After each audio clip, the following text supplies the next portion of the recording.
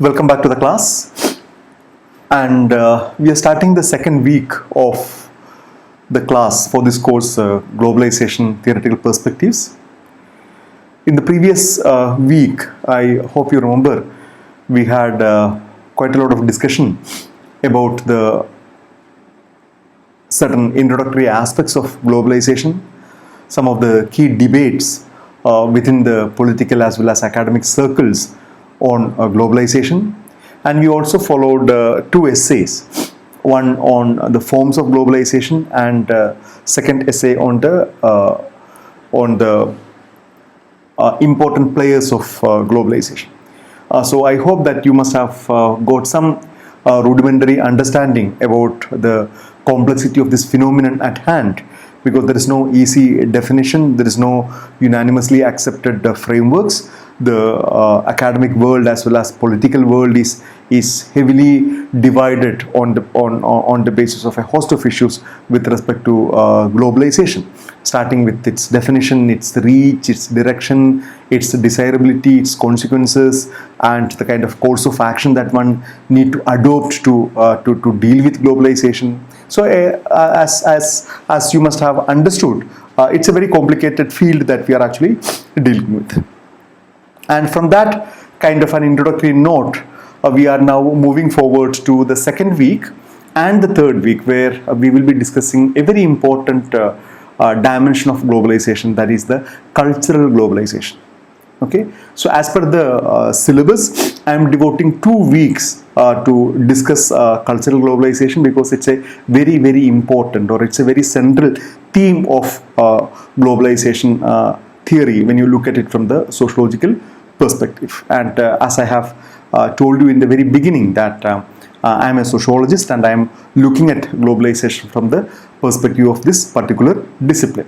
So cultural globalization is one of the central themes of a sociological analysis. So we need to spend a lot of time, we need to provide adequate time to understand what are the important debates within academia about the kind of globalization taking place in the sphere of culture.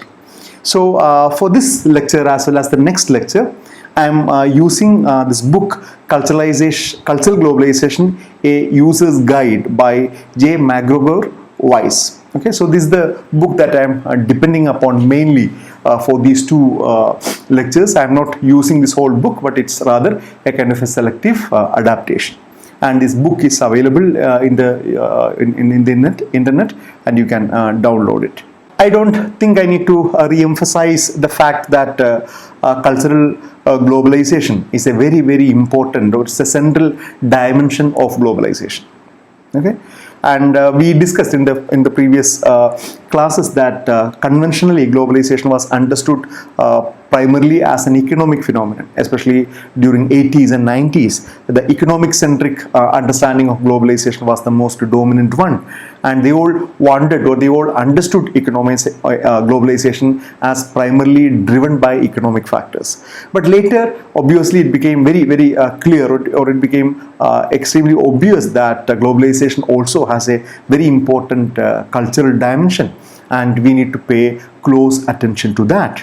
And if you are sensitive to the kind of debates and controversies and then arguments that are going around our society, we know that people are actually talking about the consequences of cultural globalization, mostly many times in a very negative sense, that saying that our culture is getting spoiled, and then the youth, they are losing their hold on the cultural or on traditional culture, and the unwanted culture from the West is colonizing our culture.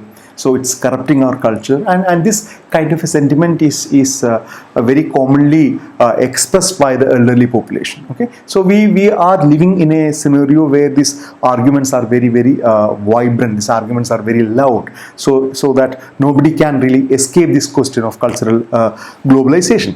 So there is a consensus that cultural implications are as important as economic implications of globalization. I think it will become clear as we proceed to the next section of the classes. why I am emphasizing or reiterating the argument that the cultural implications of globalizations are as important as that of the economic implications. Because when we discuss some of the important theories, for example, when we discuss,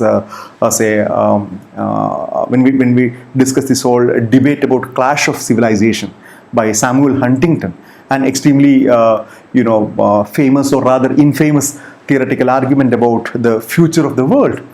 He brings up or he builds up his theory revolving around the whole question of cultural conflict. So cultural ideas, the kind of claims on the base of culture, violence in the name of culture, the kind of a hatredness in the name of culture. We are witnessing all these kind of changes happening around the globe. So the whole idea that globalization revolves around the question of culture, or culture is an extremely important aspect of globalization, is taken for granted, and there is a consensus about that. So it has we will spend some time to look at the kind of it engages with the transformations in the sphere of consumption, identity, tradition, religion, value orientations, and so on. We are going to discuss what does this term culture mean. But I hope you all know that this term is a very broad term, and we use this term culture to indicate a host of important themes, including that of consumption, identity, tradition, religion, value orientations, and a host of other aspects, because it's such a loose term. It's such a broad and loose term that virtually almost everything is usually put under this particular definition of culture. And consumption, it could be it could be the kind of tools or technology or food or clothes or fashion or the whole question of identity. Everything comes under this larger debate about culture. So this whole tension between cosmopolitanism and cultural rootedness in the global era, we will come back to this point later. At least one very important value orientation today, or one very important visible tension in the field of cultural globalization, is what we see as a kind of a tension between cosmopolitanism on the one side, where people want you to be cosmopolitan in your outlook. They want you not to be identified with a particular geography or particular state or a particular region. You're supposed to transcend all your primordial identities. You're supposed to be a global citizen. You're supposed to be having quite a lot of cosmopolitan values, cosmopolitan taste, cosmopolitan ideas, a kind of a truly global citizen. Okay, so globalization really promised that kind of a transition. On the other side, there are people, or there are movements who despise this particular cosmopolitan turn, or who are very much against this argument of cosmopolitanism, and they argue for a kind of a cultural rootedness. They want their people to be deeply rooted in their culture. They want their culture to be protected. They want their culture to be defined in a particular manner. They are extremely cautious, or they are extremely they very rigorously protect their idea of culture. So we see this kind of a conflict in our everyday life. Okay, if you look around the kind of controversies, the kind of incidences that we see today many times, for example, one of the best examples could be is that of the festival, these celebrations like Halloween. Our children in India, they are started celebrating Halloween. So there are people or organizations who protest against the celebration of Indian youth celebrating Valentine's Day. So all these arguments come from this kind of a value orientation, that we need to protect our culture against the kind of a foreign invasion or a foreign corruption. Now, the rest of this class, I want to spend some time to introduce, or to rather have some discussion on the question of culture. Because without spending some time on culture, I think it's very difficult to discuss this whole question of cultural globalization, or the influence of or impact of globalization on culture. Because this term is extremely important, a widely used term in sociology and anthropology, but a term which is so ambiguous, a term that is so nebulous, a term that is quite vague, very very vaguely used in sociology as well as in common sense. And so I think that we need to spend some time discussing and trying to understand what are the ways in which this particular term was defined, and to understand its historical trajectory. So Raymond Williams, one of the very important scholars of 20th century. So he is widely considered as an authority of the cultural anthropology, and so this particular section kind of follows his argument.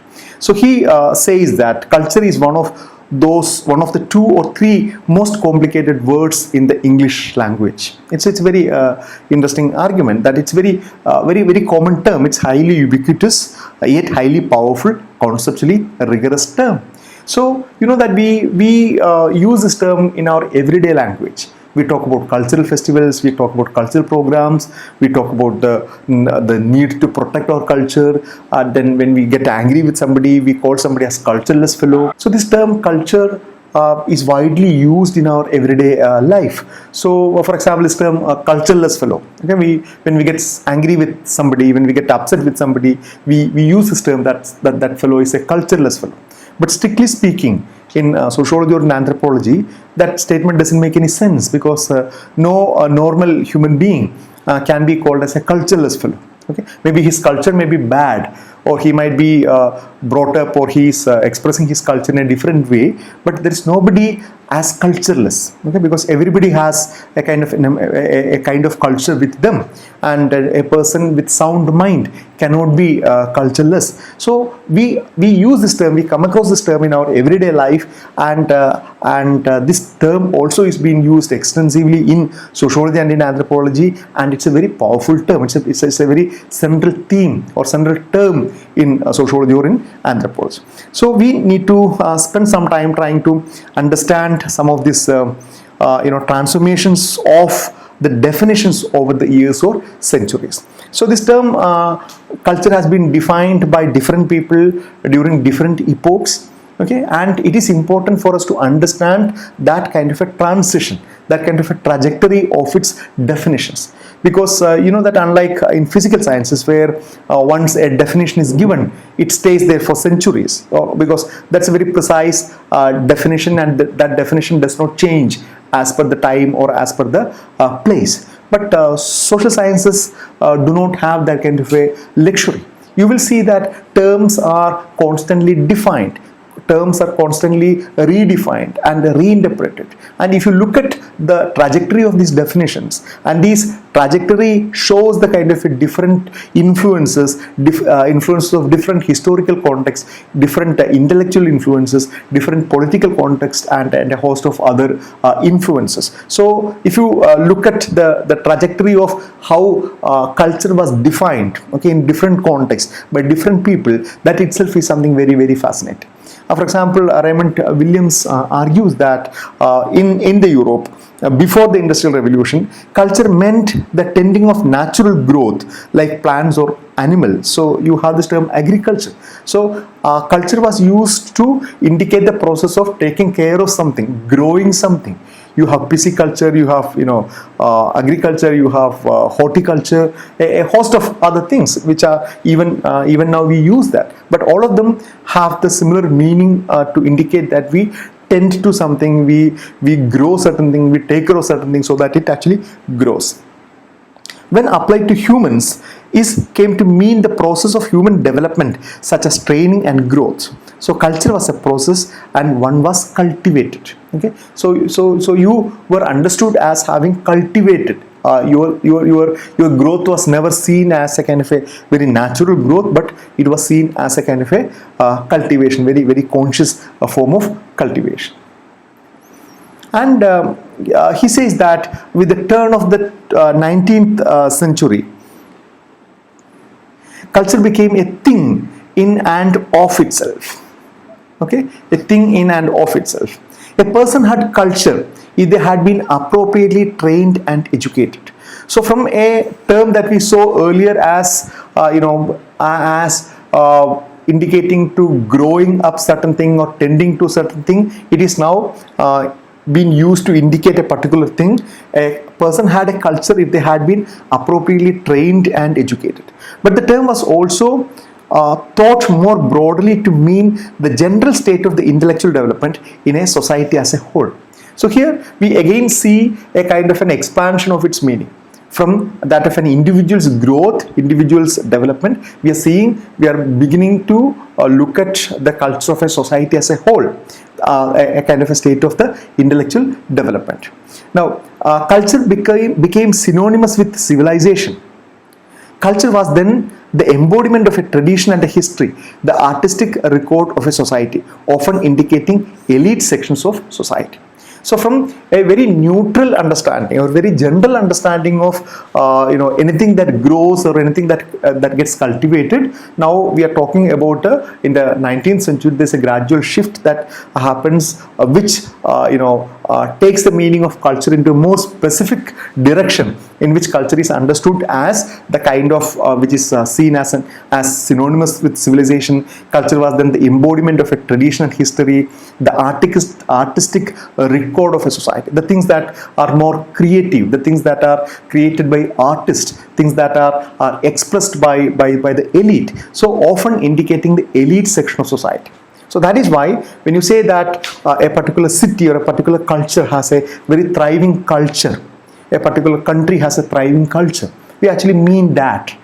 It means that that country or that society or that particular city, they simply not only live, but they have they have a very vibrant intellectual group of people who are engaged in creative stuff. There are people who are engaged in the kind of a creative expressions. So culture gradually assumed that kind of a character. And at the height of colonialism, culture became a means of comparison, if not moral evaluation of the supposed worth of a group of people. These transformations become extremely important, especially during the colonial context, because during the colonial context that the Europeans started to move to different parts of the globe, and then they began to come across completely different alien kind of groups whose cultures were completely different from what they have experienced or what they have seen so far. So that really gave rise to a kind of a comparison, and then that of course that led to the Europeans believing that they have reached the zenith, they have reached the pinnacle of human progress. Okay, and we know that how there are quite a lot of discussions about how the Westerners identified or understood them as the most developed section of people. Okay, they even justified colonialism as a way of civilizing the other, the civilizational mission, or the white man's burden. All these terms came into existence from this kind of an idea that Western culture was seen as the most advanced, and they use this primitive culture to reflect upon their own culture, and then to feel and to create a sense of identity for themselves. So this comparative elements comes when you are encountered with other cultures, because till then you only know your culture, there is no reference point. But colonialism provided a very important reference point for the Europeans to contrast other cultures with theirs, and then to feel happy about it, happy about their own culture. Now let me now take a detour into culture and anthropology, because among all other disciplines, among all other social science disciplines, anthropology is the most important discipline that concerns with culture, especially cultural anthropology, one of the important subdivisions of anthropology that deals with the cultural question. You know that anthropology has several subdivisions. There is physical anthropology, there is social anthropology, there is linguistic anthropology, there is cultural anthropology. So cultural anthropology deals exclusively or centrally with this whole question of culture. So it's important that we spend some time try to understand how anthropology as a discipline dealt with this whole question of culture, and how anthropology provided different definitions to culture in different periods in time. One of the most important, or one of the most, I should say, widespread definitions of culture is given by Edward B. Taylor in 1920s. So he defined culture is that complex whole which includes knowledge, belief, art, law, moral, customs, and any other capabilities and habits acquired by man as a member of society. And undoubtedly, this is one of the most popular or one of the most influential definitions of culture. Culture as that complex whole which includes knowledge, belief, art, law, moral, custom, and any other capabilities and habits acquired by man as a member of society. So this is the crux of the whole argument. And please keep in mind that he is using the term man, not as human beings, because he assumed that the term man will also include women, or yeah, so that's a kind of an assumption, but we know that that assumption itself is kind of problematic. So all these features or all these qualities, capabilities which are acquired by, okay, they are not innate, they are not biologically given, rather they are acquired by man or human being as a member of society.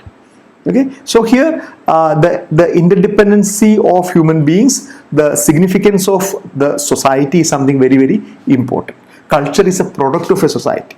A person gets the opportunity to acquire culture because he happened to be a member of that particular society. If he or she were not a member of society, then this question of culture simply does not arise. So Edward B. Taylor defined culture, and this definition continues to be one of the most important definitions.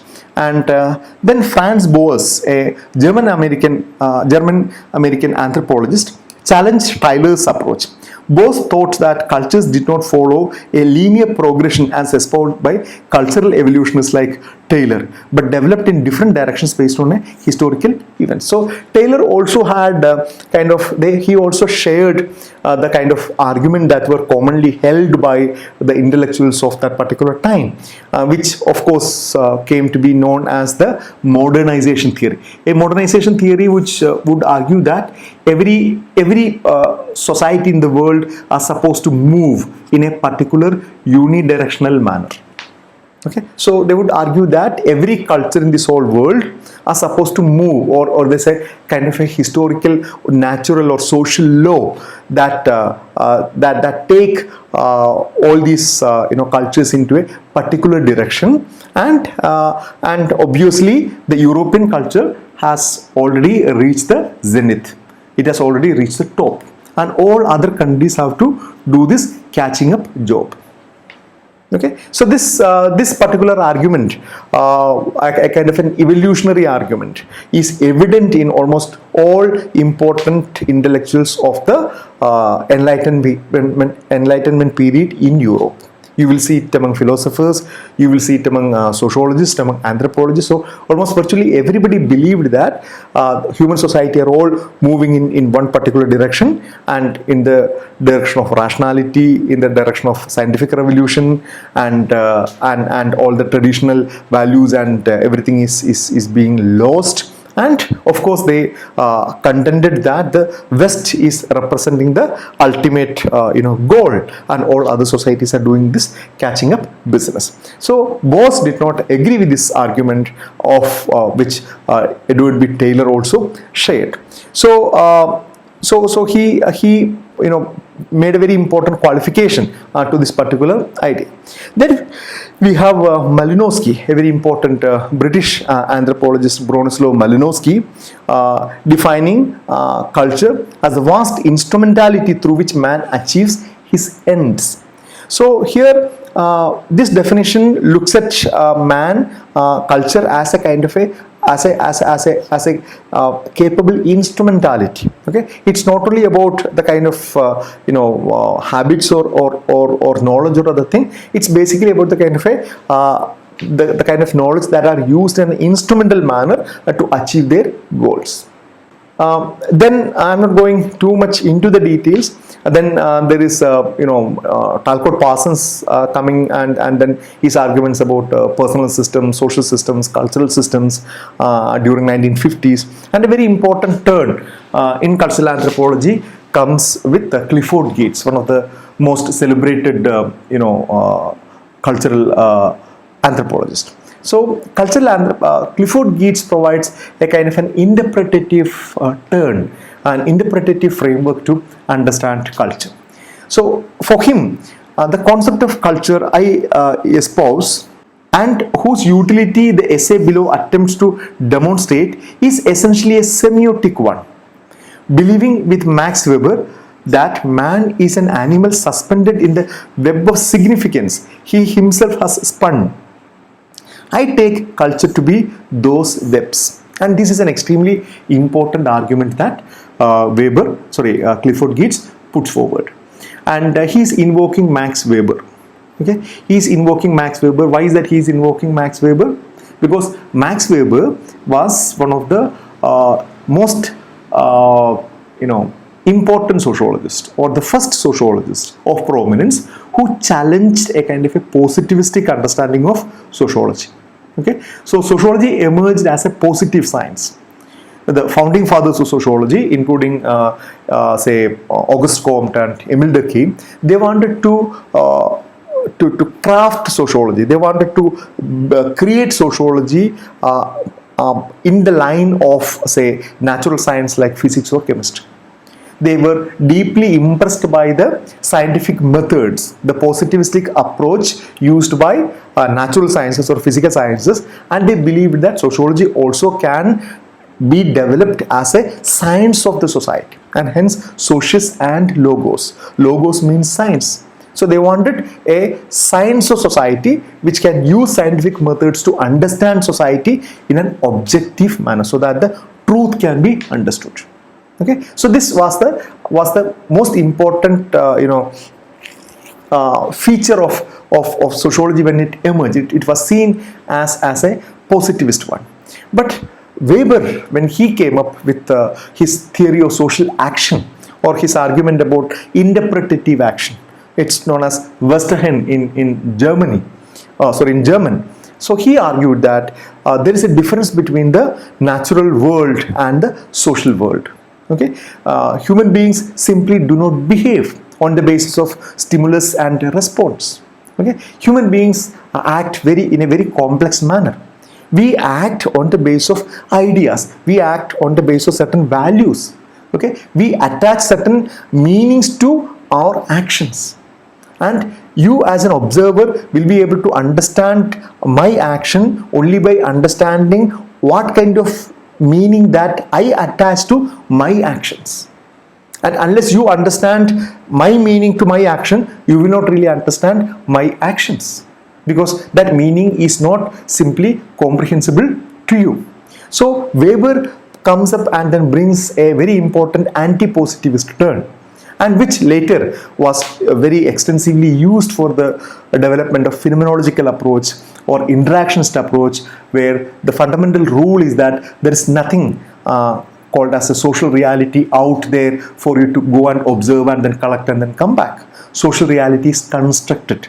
Social reality is mutually constituted through interaction. Okay, so human beings are able to, there is an animal suspended in the web of significance he himself has spun. So we are actively creating the kind of a social world in which we live. So that is why it is essentially a semiotic one.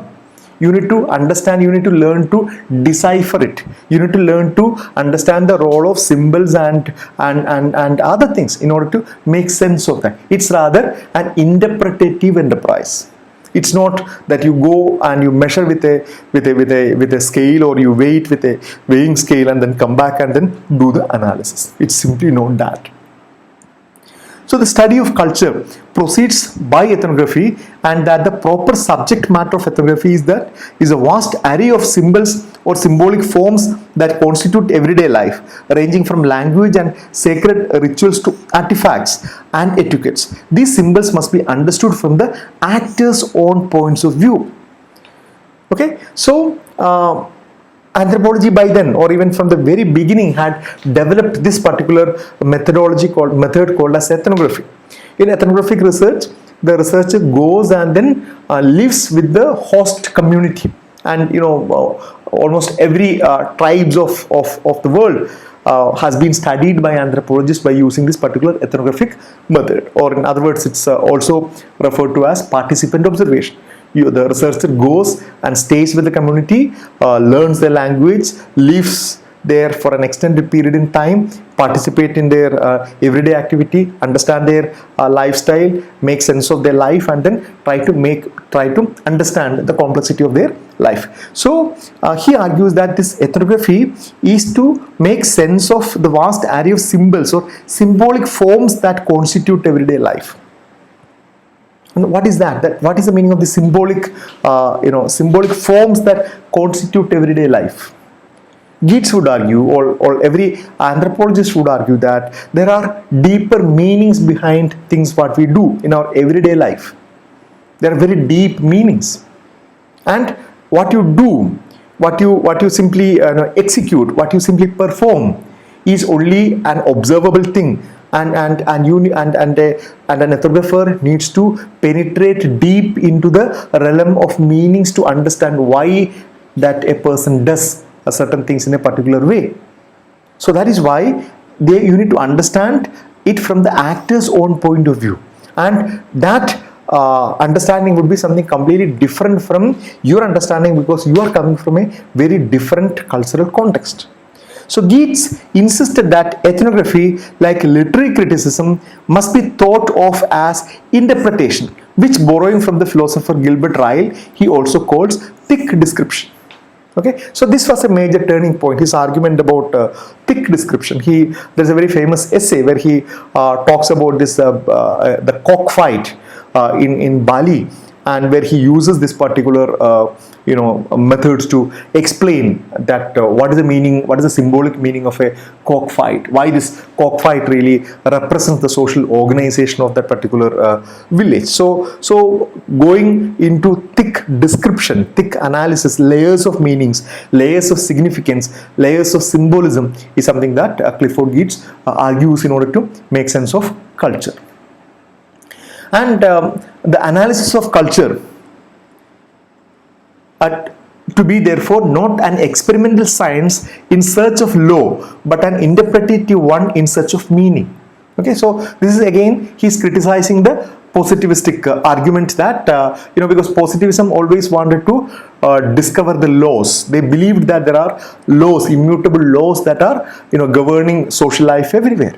And these scholars, including Max Weber, will not agree with that. Okay, but an interpretative one in search of meanings.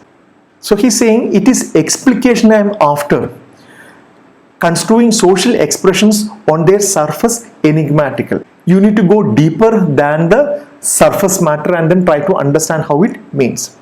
Geertz's conception of culture as web of meaning and its corresponding concept of ethnography as textual interpretation were quickly absorbed not only by anthropologists of the 1970s and 80s, but also by historians, literary theorists, political economists, and sociology, because this was a major turn, the cultural turn of Clifford Geertz. Then there was this post-Geertzian turn where ethnography and writing cultures became an object of reflexive analysis. And this came up later with this very famous book, Writing Cultures, where the authors talked about the kind of a power relation involved in ethnography, and they challenged the kind of taken for granted notions about the ethnographer going and then interpreting the world and then writing about it and then coming back. So that really led to a host of other important discussions and debates about reflexivity. What is that an anthropologist doing to the host community? To what extent this anthropologist is free from a kind of a Eurocentric or a kind of sense of superiority than that of the others. Okay, so that became very, very important after that. So these kind of changes, or these kind of different currents in the discipline of anthropology played a very important role in defining or in providing different definitions of culture, and thereby shaping the trajectory of anthropology as a discipline in its analysis of culture. So when we are talking about globalization of culture, these points are extremely important, because there is no given definition of culture to make sense of. If you look at the history of social sciences, the way the term culture has been used is quite varied. So that's the point, and that I'm trying to explain, especially when you look at it from the perspective of anthropology as a discipline. It becomes very evident. So then let us come back to another two important themes that are very closely connected with modernity and with that of globalization.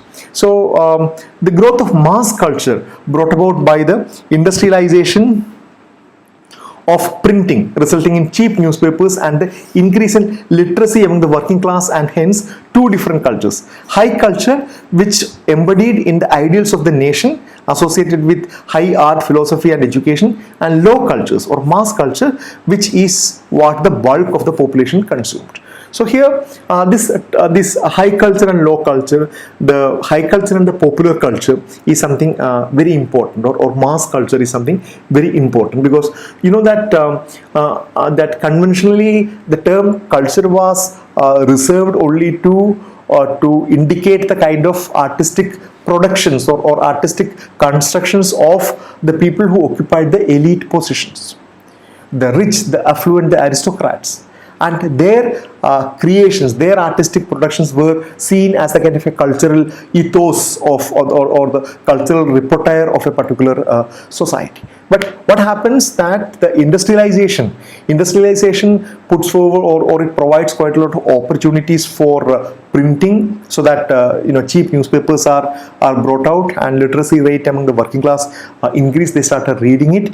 Okay, so within among the lower class as well, a host of these new ideas and other things emerged, and their own cultural form started to develop. But still, this definition, this dichotomy always existed. The kind of a high culture, the abstract paintings, and then poems which the ordinary people do not understand, and the sculptures on the one side, and the lower section, or the kind of a cultural idioms and practices and creations that were available to the ordinary mass. Okay, it includes maybe the folk songs or film songs or rap music or a host of other cultural items which are seen as lower. Okay, which are seen as not as important or as great valuable thing as the high culture. So this two division among culture as high culture and low culture was something very evident, still very evident.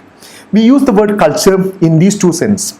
Again, Raymond Williams, to mean a whole way of life, the common meanings, to mean the art and learning, the special processes of discovery and creative effort.